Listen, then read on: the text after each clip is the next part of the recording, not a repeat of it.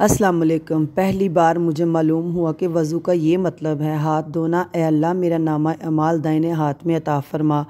कुली करना। ए अल्लाह मेरी ज़बान को शहादत की कलमात पर मज़बूत कर दे। नाक में पानी डालना। ए अल्लाह मुझे जन्नत की खुशबू अता फ़रमा। नाक साफ़ करना। ए अल्लाह मुझे ज़ुकूम के दरख्त की बदबू से बचा। चेहरा धोना। ए अल्लाह क़यामत के दिन मेरा चेहरा रोशन फरमा, जबकि कुछ चेहरे स्याह होंगे और कुछ सफ़ेद। कोहनियों तक हाथ धोना। दायां हाथ। ए अल्लाह मुझे दाएं जानब वालों में शामिल फरमा। बायां हाथ। ए अल्लाह मुझे बाईं जानब वालों से बचा। सर का मसा करना। ए अल्लाह मेरी गर्दन को जहन्नम से आज़ाद कर दे और मुझे ईमान की तरफ लौटा दे। पाँव धोना। ए अल्लाह मेरे कदमों को सीधे रास्ते से ना हटाना। जो शख्स इल्म छुपाता है क़यामत के दिन वो इसके ख़िलाफ़ हुज्जत बन जाएगा।